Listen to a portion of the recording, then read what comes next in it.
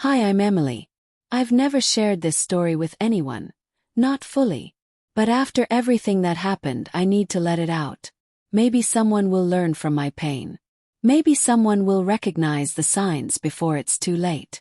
This is a story about trust, love, betrayal, and the hidden lives people live behind a smile. I thought I was in the safest place possible.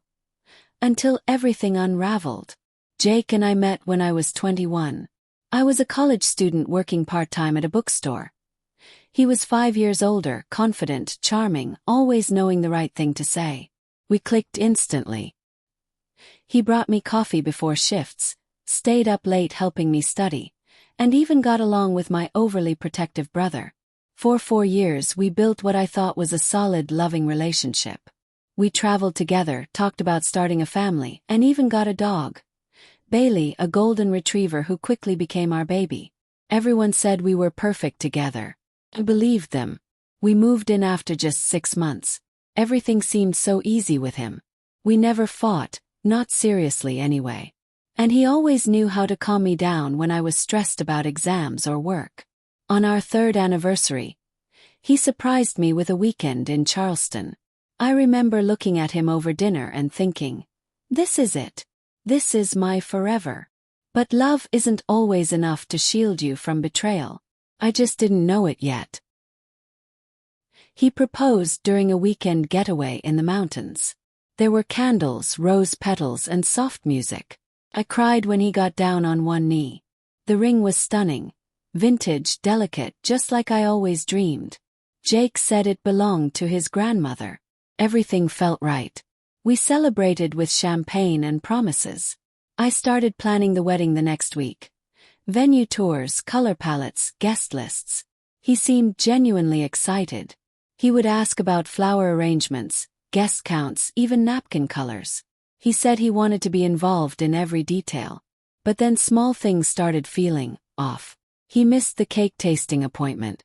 Said something urgent came up at work. Then he forgot to call my mom about the engagement dinner. I laughed it off. Jake was always forgetful under pressure. But still, something didn't feel right. He was still loving, still charming. But there was a wall, thin but real, between us now. It started with late work nights. Jake always had a demanding job, but now he was unreachable during certain hours. His phone was suddenly password protected. He said it was for company security. He became defensive. Distant. I brushed it off. Wedding stress, I told myself. He was probably just overwhelmed. But then I found a receipt. A dinner for 2 at a place we'd never been. It was dated the same night he said he was working late. When I confronted him, he laughed. Said it was for a client. That I was overthinking everything. I wanted to believe him. But something in his eyes. It wasn't the same. Then one night he came home late. I noticed his shirt was wrinkled. His cologne stronger than usual, as if he'd reapplied it. That night I couldn't sleep. I started remembering small things. His sudden gym obsession, how he turned his phone face down, how he changed the subject when I asked too many questions. I wasn't just paranoid. My instincts were trying to protect me. I just didn't realize how right they were. I started paying attention, watching his patterns. The way he always took his phone into the bathroom. The quiet texts he tried to hide. One night while he slept, I took his phone and used Face ID. I know it was wrong. But my gut screamed that something wasn't right. What I found shattered me. There were messages. Hundreds. With a woman named Alina. They weren't just flirting. They had a relationship. Trip. Hotel bookings. Photos. Conversations about me, how he felt trapped. How he was only staying with me because it was the easier option. Worse. It had been going on for 3 years.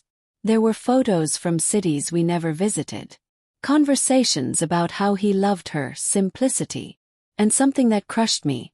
Screenshots of MY messages to him with him making fun of them. The betrayal wasn't just romantic. It was emotional, psychological. He had created a second life, where I was the obstacle, not the partner. He told her we were roommates. That I was clingy, and he felt sorry for me. I sat on the bathroom floor for hours that night, scrolling, shaking. Bailey lay next to me, sensing something was wrong. This wasn't just cheating. This was another identity. A man I didn't know. What hurt the most wasn't even the affair. It was the realization that everything was fake. Every moment we spent together. Every word he said. Every promise he made. Even the proposal. Planned to cover up his guilt. While I was picking out flowers, he was texting her about how he wished she could be there instead. My reality collapsed in a matter of hours.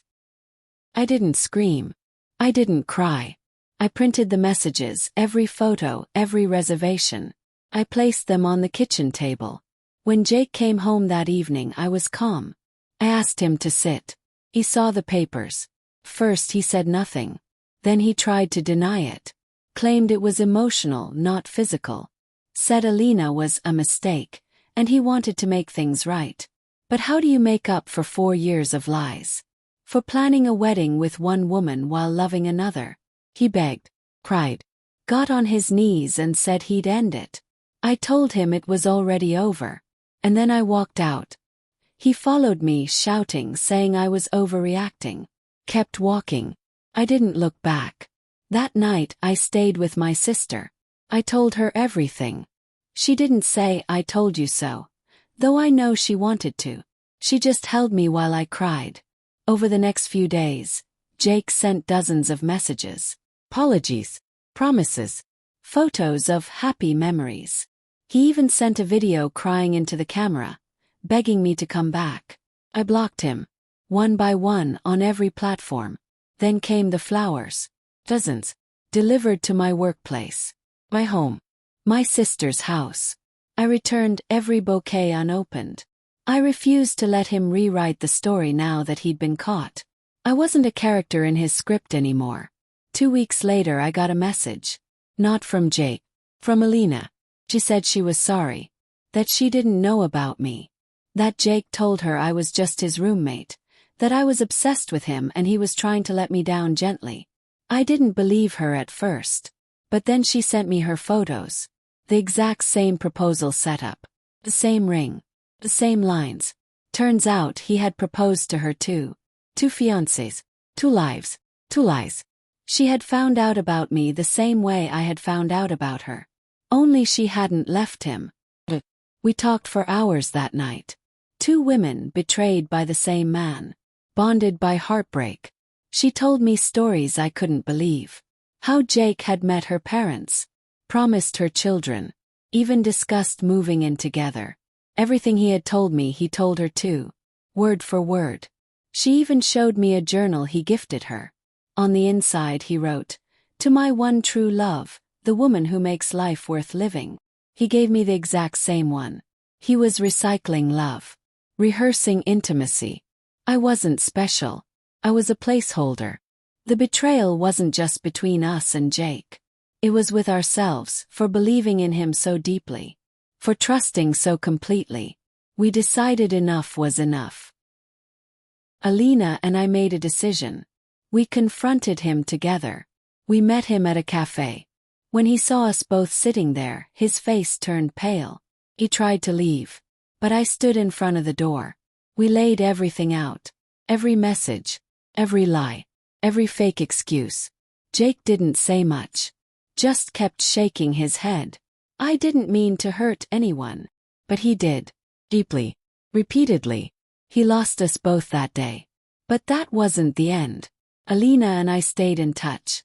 We actually became friends. Strange, I know. But she understood what I went through in a way no one else could. We even joked that we deserved better proposals from now on. And Jake. He moved to another state. Tried to start over.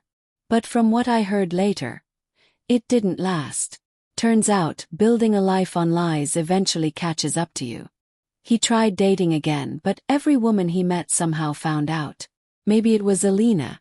Maybe it was me. Maybe karma just did its job. Either way, he lost what mattered most. Control. And I gained something far more valuable. Freedom. Took me a long time to trust again. To laugh without second-guessing. To wake up without checking someone's phone. But I've grown. I've learned, healed. I started a new job, traveled, adopted another dog. And slowly, piece by piece, I rebuilt myself. Not long ago I met someone new. His name is Daniel.